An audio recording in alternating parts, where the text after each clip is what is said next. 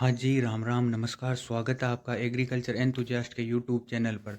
तो दोस्तों, इस वीडियो में हम बात करेंगे लेब असिस्टेंट का ऑनलाइन स्क्रूटनी फॉर्म कैसे भरें, इसके बारे में स्टेप बाय स्टेप, यानी शुरू एसएसओ लॉगिन से लास्ट तक, यानी जब प्रिंट निकलेगा ना फॉर्म भरने के बाद में उस तक का पूरा वीडियो इस बनाया गया है। तो इस वीडियो को ध्यान से देखना दोस्तों। तो इस वीडियो में हम बात करने वाले लेब असिस्टेंट ऑनलाइन स्क्रूटनी फॉर्म कैसे भरे इसके बारे में, साथ ही एसएसओआईडी पर step by step complete process है शुरू से लास्ट तक। तो ध्यान से देखना दोस्तों।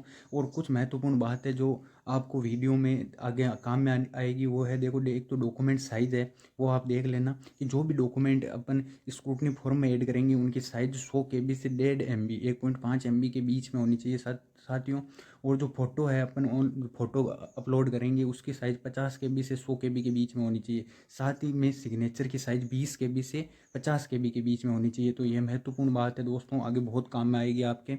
और यदि आपका इसके बाद में कोई भी डाउट या क्वेरी रहती है तो कमेंट में लिख देना दोस्तों। आपको रिप्लाई देने की पूरी कोशिश करूँगा। और कौन कौन से डॉक्यूमेंट्स चाहिए वो आपको मैं इस वीडियो में बता दूंगा। और पहले भी हमने एग्रीकल्चर सुपरवाइजर से संबंधित ऑनलाइन स्क्रूटनी फॉर्म भरा था, उससे संबंधित वीडियो इसी चैनल पर है, तो वो देख लेना आप। यानी कौन कौन से डॉक्यूमेंट्स मैंने पूरे लाइव दिखाए हैं। तो बाकी इसमें मैं आपको बता दूंगा इस वीडियो में भी। चलो दोस्तों, तो शुरू करते हैं इस वीडियो को। देखो, सबसे पहले ये देखो, ऑनलाइन जो स्क्रूटनी फॉर्म भरते समय डॉक्यूमेंट चाहिए ना, उनकी लिस्ट है। तो इसका आप एक बार स्क्रीनशॉट ले लो दोस्तों, काम आएगा आपके। देखो, स्क्रीनशॉट ले लो, ठीक है। ये डॉक्यूमेंट है, वो बाद में मैं आपको बता भी दूंगा, ये सब सारे डॉक्यूमेंट है। तो इसका स्क्रीनशॉट ले लिया होगा दोस्तों आपने।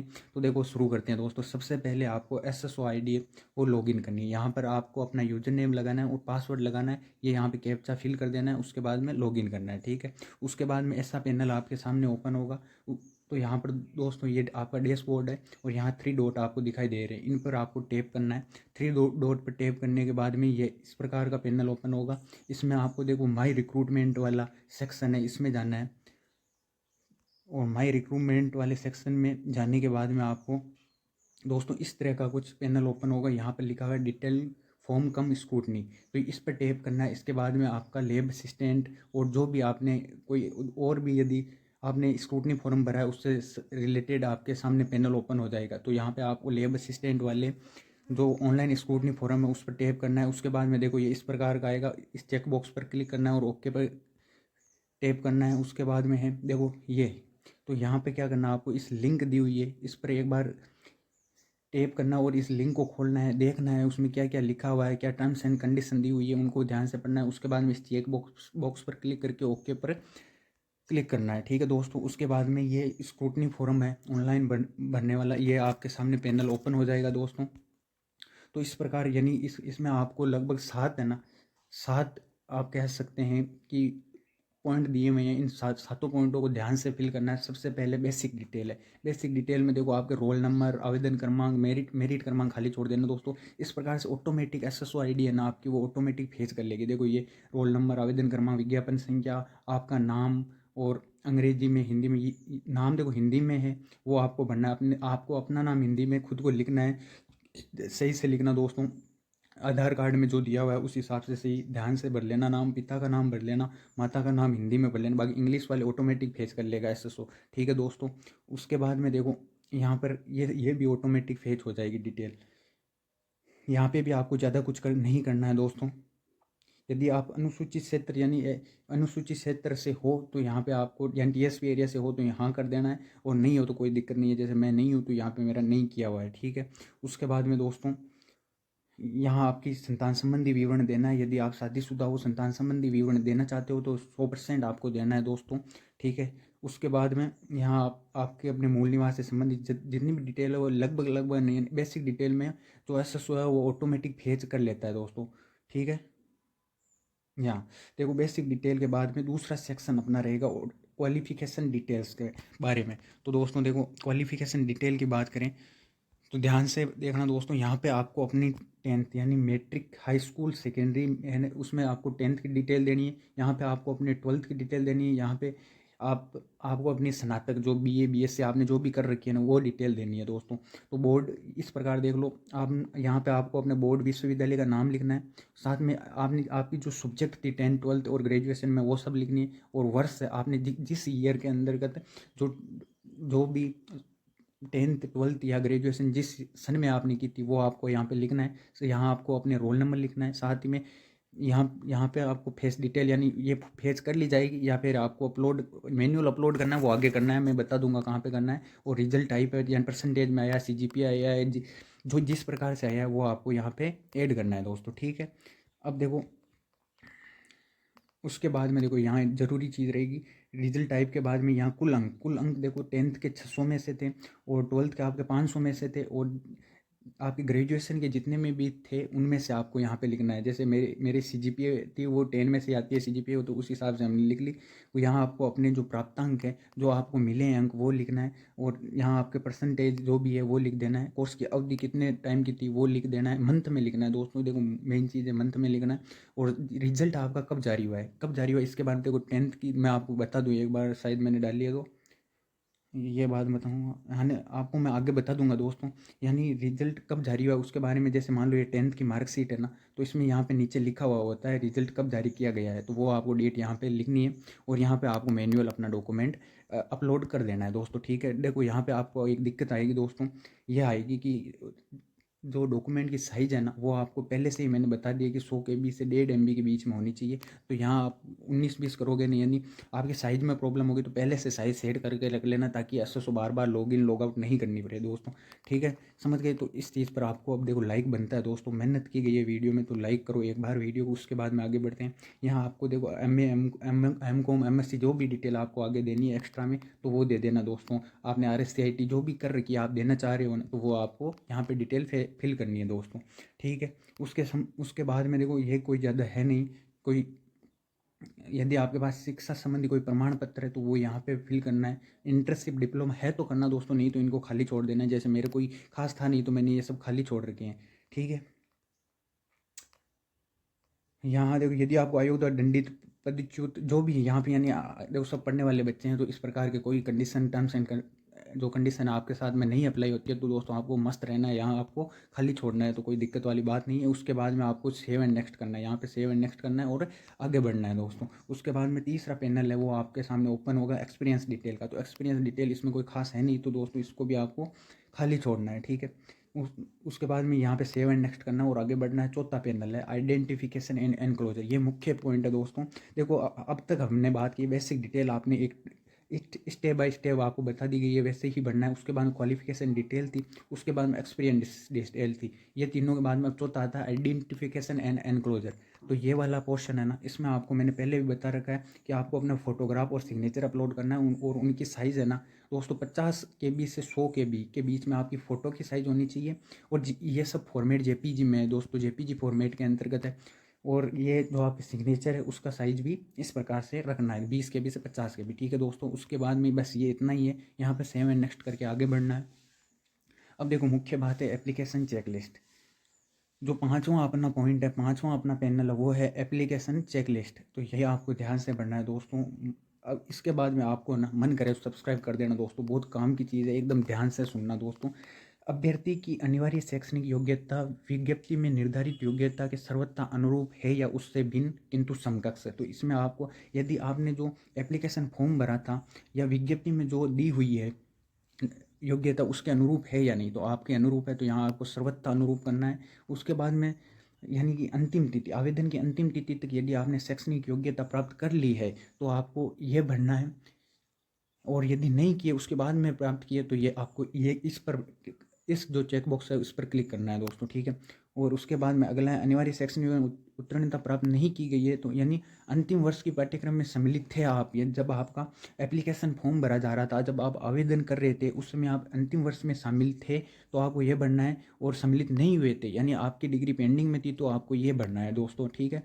और जो शैक्षणिक योग्यता है आयोग की परीक्षा तिथि जैसे आपके जब लैब असिस्टेंट का एग्ज़ाम था तब तक आपने वो परीक्षा वो डिग्री ये कंप्लीट कर ली थी या नहीं की थी, उससे संबंधित डिटेल है, तो आपको वहाँ तक उत्तीर्ण कर ली थी तो वो आपको इस पर भरना है, नहीं तो आपको ये भरना है दोस्तों, ठीक है। ये बात आपके समझ में आ गई। यहाँ आपके देखो साक्षात्कार वाला सिस्टम है नहीं लेब असिस्टेंट में, तो इसको आपको खाली छोड़ देना है दोस्तों। अब देखो दोस्तों वीडियो के लिए बहुत तगड़ी मेहनत की गई है, तो आप एक बार देखो, आप सब गवर्नमेंट जॉब लेने वाले हो दोस्तों, तो सब्सक्राइब करो दोस्तों, वीडियो इस यूट्यूब चैनल को सब्सक्राइब करो। आपके सब्सक्राइब से ही मोटिवेट होते हैं और उसी के चलते आगे बढ़ते हैं दोस्तों। देखो अब आगे है आपका अभ्यर्थी आवेदन में प्रवेश पत्र पर अंकित अपनी श्रेणी में है या उससे भिन्न तो उसी श्रेणी में है।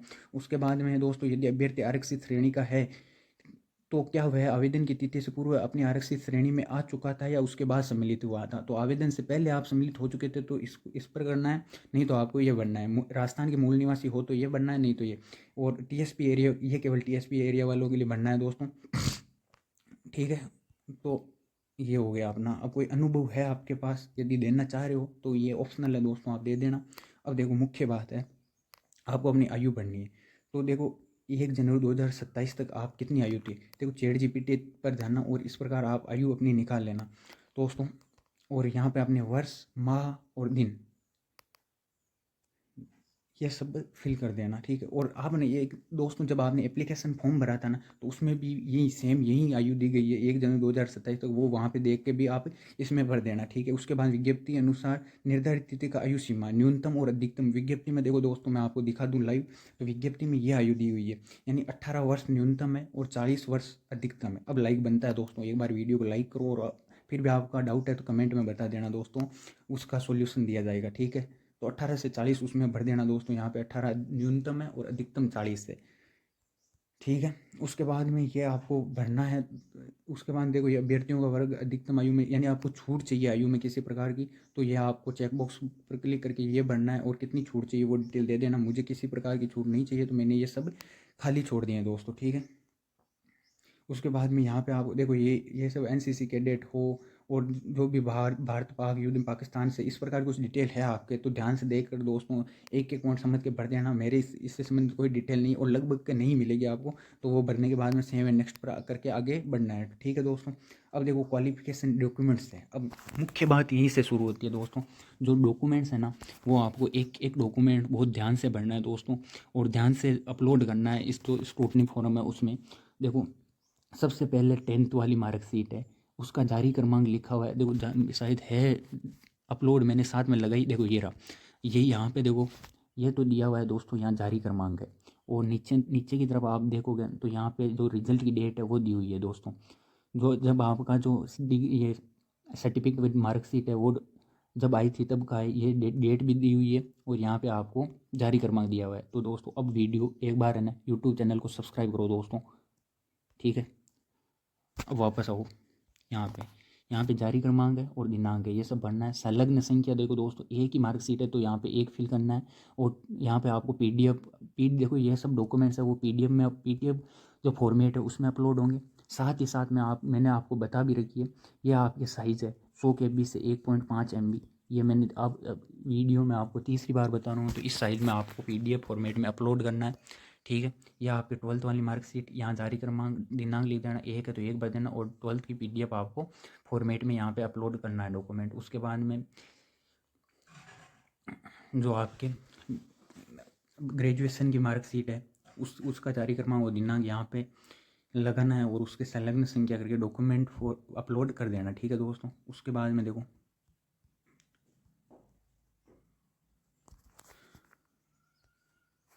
उसके बाद में मूल निवास प्रमाण पत्र, यहाँ मूल निवास प्रमाण पत्र के जारी क्रमांक है और साथ ही में दिनांक दी हुई है।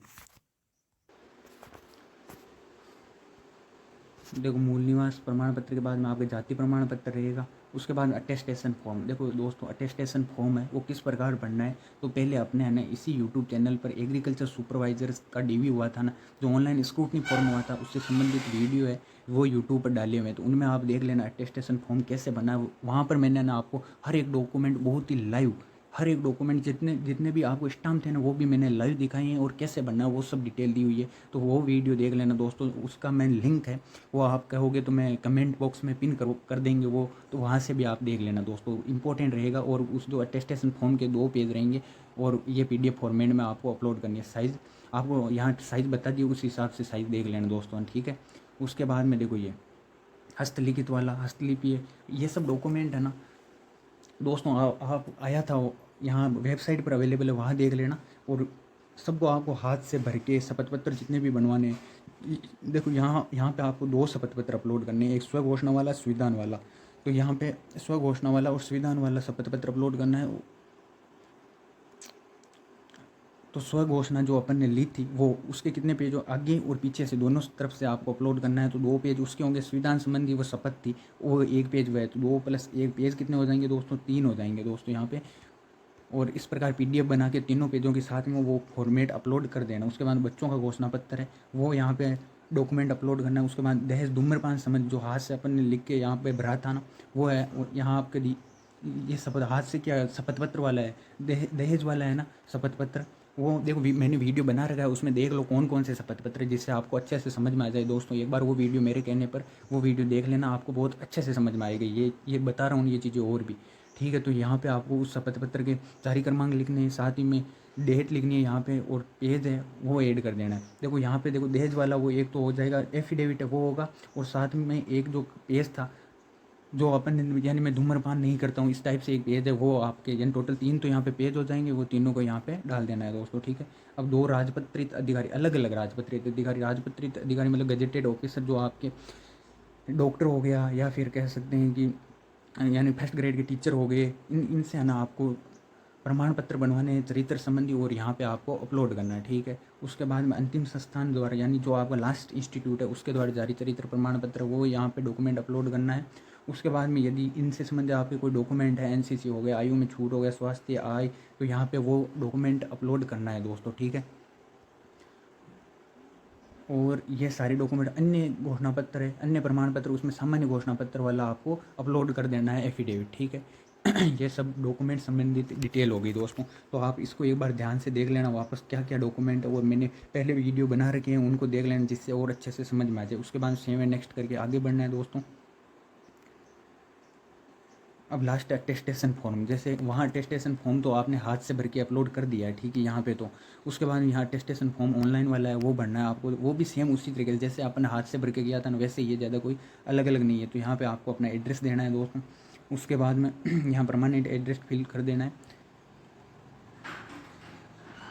ठीक है। उसके बाद में यहाँ आपके फादर्स नेम, मदर्स नेम, ये आपको अपनी डिटेल पूरी दे देनी है दोस्तों, ठीक है। यदि वाइफ है तो वाइफ से संबंधित ब्रदर, सिस्टर, ये सारी डिटेल यहाँ पे अपन को फिल करनी है दोस्तों।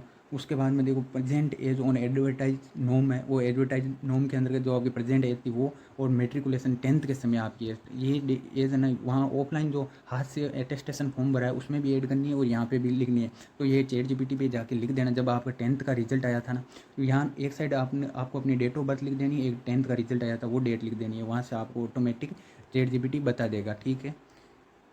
और उसके बाद में ये डेट बर्थ प्लेस हो गया, स्टेट, डिस्ट्रिक्ट, ये सब आपको यहाँ फिल कर देना है दोस्तों। आप इतने समझदार हो, कर सकते हो ये सब काम। आप है ना एक बार यूट्यूब चैनल को सब्सक्राइब कर लो दोस्तों, जिससे हमें मोटिवेशन मिलता रहे, ठीक है। ये सब डिटेल आपको फिल करनी है, यहाँ आपको एजुकेशन क्वालिफिकेशन से संबंधित डिटेल फिल करनी है। ये आप कोई गवर्नमेंट जॉब में हो तो वो सब आपको डिटेल, सेंट्रल या गवर्नमेंट, स्टेट गवर्नमेंट जॉब के अंदर हो तो वो आपको यहाँ पे डिटेल फिल करनी है दोस्तों। और यदि इनमें देखो सब लगभग नहीं रहेंगे, आपके सब पढ़ने वाले बच्चे हैं, कोई FIR वगैरह वगैरह कुछ है तो नहीं, उससे संबंधित डिटेल है तो मेरे ख्याल से आपके किसी के भी नहीं होगी, क्योंकि आप सब एक गवर्नमेंट जॉब लेने वाले हो जल्दी, और हम भी आप ईश्वर से प्रार्थना करते हैं जल्दी आप गवर्नमेंट जॉब लो।